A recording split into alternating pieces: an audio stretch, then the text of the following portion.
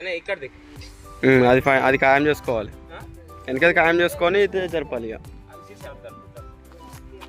ఉంటుంది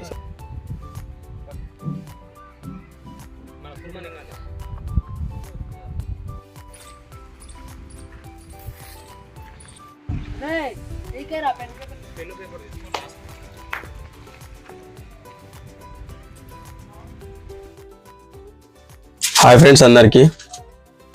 ఈరోజు అయితే నేను ఇందిరమ్మ ఇండ్ల గురించి నాకు కొన్ని తెలిసిన విషయాలు మీతో షేర్ చేసుకుందాం అనుకుంటున్నా. నిన్నైతే మా విలేజ్లో ఇందిరమ్మ ఇండ్లది ముగ్గు అయితే పోసినాం. నేను కూడా వెళ్ళిన, నేను ఒక మేస్త్రి కాబట్టి. ఏంటంటే దాంట్లో మనం ఇందిరమ్మ ఇండ్లలో కొందరికి చాలా డౌట్స్ ఉన్నాయి. ఎట్లా అంటే వాళ్ళు ఇంతకుముందు 400 ఫీట్లలో కట్టుకోవాలి అని చెప్పారు. తర్వాత ప్రజల నుంచి వచ్చే రిక్వెస్ట్ కానీ ఇంకేదైనా కానీ దాని ద్వారా ఏం చేశారంటే దాన్ని 600 ఫీట్ల వరకు పెంచడం జరిగింది. అలా పెంచిన దాన్ని ఇప్పుడు 600 ఫీట్లలో కూడా మనం ఇల్లు కట్టుకోవచ్చు. కాబట్టి కొంచెం రూమ్ సైజ్ అనేవి పెరుగుతూ ఉంటాయి.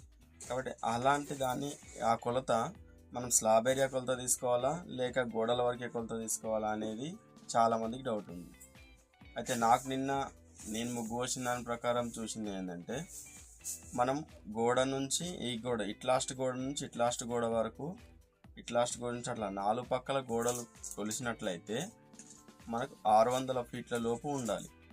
అలా ఉన్నట్లయితే అది మన ఇందిరమ్మ ఇండ్లలో బిల్ కానీ రావడం జరుగుతుంది. అంతేగాని మనం స్లాబ్ ఏరియా అనేది పెంచుకోవచ్చు. అది స్లాబ్ ఏరియా మనం ఇప్పుడు 600 ఫీట్ల వరకు ఫ్లింత్ ఏరియా ఉండొచ్చు, ఈ గోడ నుంచి ఈ గోడ వరకు.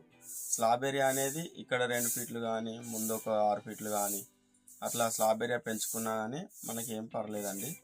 అయితే ఈ విషయం తెలుసుకున్నాను నిన్న. కాబట్టి మీరు ఈ ఫ్లింత్ ఏరియా గోడ నుంచి గోడ వరకు, వెనక గోడ నుంచి వెనక గోడ వరకు కొలిసినట్లయితే అది 600 ఫీట్ల లోపు, అలాగే 400 ఫీట్ల పైన ఉండాలి ఫ్రెండ్స్. అలా ఉన్నట్లయితే ఇందిరమ్మ ఇండ్లకు అర్హులుగా గుర్తిస్తారు. చాలామందికి ఇంకో డౌట్ ఏముందంటే, పిల్లర్లు వేస్తేనే బిల్లు వస్తుందా, పిల్లర్ లేకుండా వట్టి గోడల మీద కడితే రాదా అనే డౌట్ కూడా ఉంటుంది. కాబట్టి దాని ఏంటంటే ఎవరి స్తోమత వాళ్ళది ఫ్రెండ్స్. పిల్లర్లు వేసి కట్టేవాళ్ళు పిల్లర్లు వేసి కట్టుకోవచ్చు. పిల్లర్లు లేకుండా బేస్మెంట్ కట్టుకొని బేస్మెంట్ మీద గోడలు కట్టుకున్న వాళ్ళకి కూడా ఇందిరమ్మ ఇల్లు అనేది వర్తిస్తుంది. అలాగే మీరు ఏదేసినా, పిల్లర్లు వేసినా గోడలు కట్టినా స్లాబ్ అయితే కన్ఫామ్ చేసుకోవాలి. స్లాబ్ వేస్తేనే బిల్ అనేది రావడం జరుగుతుంది. కాబట్టి గోడల మీద అయినా పిల్లర్ల మీద అయినా మీరు స్లాబ్ ఖచ్చితంగా వేయాల్సి ఉంటుంది. ఓకేనా ఫ్రెండ్స్, ఇదొకటి. ఇంకా ఏం డౌట్స్ ఉన్నాయంటే, ఇప్పుడు వీళ్ళు ఇచ్చిన 600 ఫీట్లలో ఇల్లు ఏదైతే కట్టాలనుకుంటామో దానిలో మనం ఇల్లుని 66 గజాల వరకు నిర్మించుకోవచ్చు ఫ్రెండ్స్.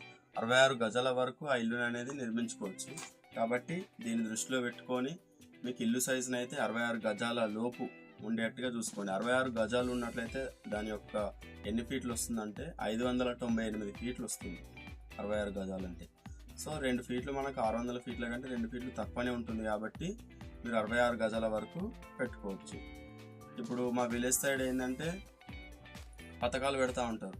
51 పథకము, 39 పథకము, అలాగే 63 పథకము. అంటే ఈ పథకాలు అంటే గజాలు అన్నమాట.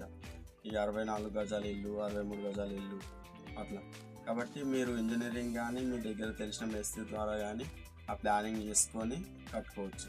మీకు తగ్గట్టుగా ఇంటిని అయితే నిర్మించుకోవచ్చు ఫ్రెండ్స్. ఇదొక విషయం. అలాగే ఇందిరమ్మ ఇళ్లలో బేస్మెంట్ వరకు మనకు 1 లక్ష రూపాయలు వస్తాయి. మనం గోడల తర్వాత ఇంకో మరొక విడత ఇస్తారు. అలాగే స్లాబ్ వరకు ఇంకో విడత ఇస్తారు. మొత్తం పెయింట్ అప్పటికి కూడా ఒక విడత, అట్లా 3 విడతలు 4 విడతలుగా అమౌంట్ అయితే ఇవ్వడం జరుగుతుంది. ఓకే ఫ్రెండ్స్, ఇంకా నేను కూడా ఇల్లు కట్టుకోవాల్సింది ఉంది. కాబట్టి మాకైతే ఇప్పుడు ఇల్లు శాంక్షన్ కాలేదు. నెక్స్ట్ ఇంకా 2 నెలల 3 నెలలక మళ్ళీ సెకండ్ విడత కూడా రిలీజ్ అవుతుందంట. అప్పుడైతే మాకు ఇల్లు వచ్చే అవకాశం అయితే ఉంది.